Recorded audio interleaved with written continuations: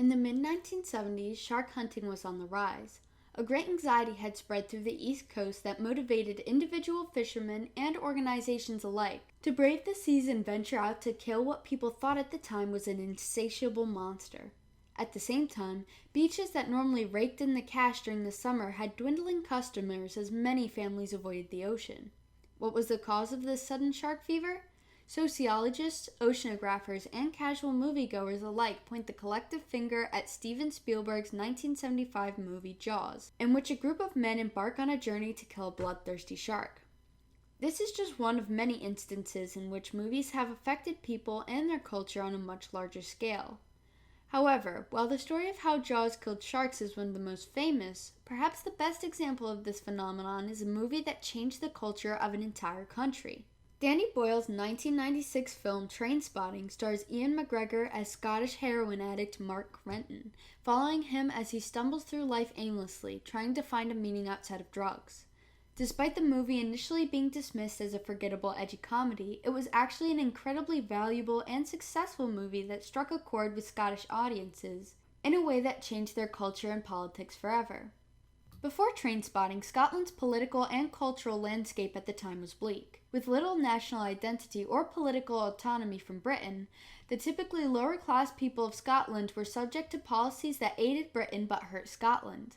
From 1979 to 1990, Margaret Thatcher lowered taxation rates and cut government spending on social services in an effort to slow the spread of socialism in Britain, instead causing an unemployment rate of 3.3 million. The highest since the 1930s. The lack of jobs led to many young people with too much time and too little money. According to Trainspotting's author Irene Welsh, many people turned to drugs to ease their worries.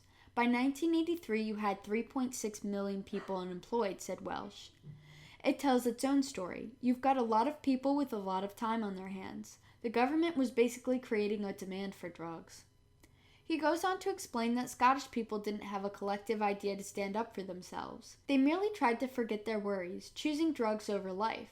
Choose your future. Choose life. But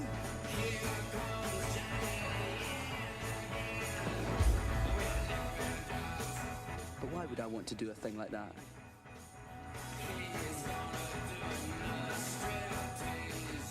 I chose not to choose life. I chose something else. And the reasons? There are no reasons. Who needs reasons when you've got heroin? In the first few seconds of Trainspotting, the main character, Mark, already mocks the notion of choosing life, in a monologue that soon became immortalized in Scottish culture. The movie points an accusatory finger at Britain, with Renton claiming, "It's shite being Scottish! We're the lowest of the low! The most wretched, miserable, servile, pathetic trash that was ever shot into civilization. Some people hate the English, I don't. They're just wankers. We, on the other hand, are colonised by wankers. Can't even find a decent culture to be colonised by. We're ruled by effete arseholes. It's a shite state of affairs to be in, Tommy.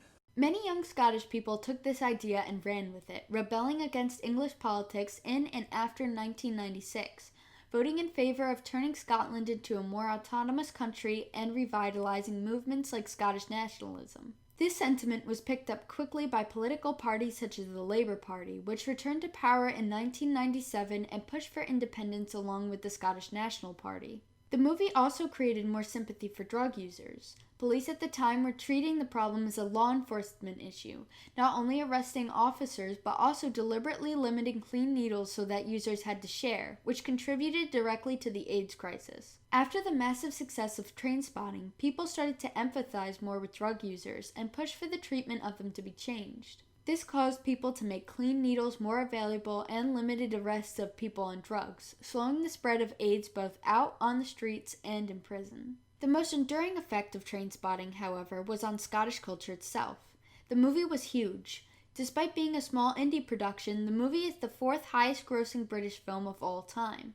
The foul-mouthed, disgusting, dark comedy was a far cry from the portrayal of Scotland that had prevailed in Hollywood and other forms of mass media. Mel Gibson's Braveheart was the most recent and prevailing icon of Scottish people, ruthless, brave, and fiercely patriotic. However, a lack of patriotism had been a staple in Scottish culture for years. Renton expresses this in his own crude way by claiming he's never felt Scottish and the idea of Scots being brave is ridiculous. He even claims Scots would sooner throttle the life out of each other for the privilege of servicing a British aristocrat rather than stand together. This brutally honest portrayal of realistic Scottish attitudes represented Scots in a way that they never had been before.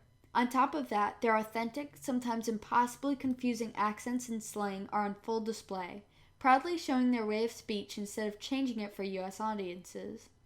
I just put down to Royal Edinburgh College to help get the job. There's too much discrimination in this town, man. Because they're both schools, right? And we're all in this together. And I wanted to put across the general idea rather than the details. Like, people get all hung up on details. Like, what school did I go to? How many O grades did I get? Could be like 6, could be none. It's not important. What is important is that I am, yes? Scenes such as Spud's interview, the boys playing soccer, and going to bars and rave parties honestly reflect aspects of Scottish culture that were completely missing from their own media output. Unlike America's frequent production of movies reflecting our real-life environment, whether good or bad, Scottish movies had been about traditional values and age-old myths, which did nothing in the way of representing their own people. Trainspotting allowed the Scottish people to see their culture, even the darker parts, embodied on screen instead of ignored and dulled down to appease American audiences. Lou Reed, some of his solo stuff's no bad. No, it's not bad, but it's not great either, is it? And in your heart, you kind of know that although it sounds all right, it's actually just shite. In the end, Trainspotting's massive success led to a huge shift in Scottish culture. From the rise of Scottish nationalism and pride in the country to a reduction in AIDS cases due to increased sympathy for drug users, Trainspotting has even played a role in politics. The honest, real portrayal of Scottish culture and the struggles many young Scots feel led to adoration of the movie and an increase in appreciation for Scotland.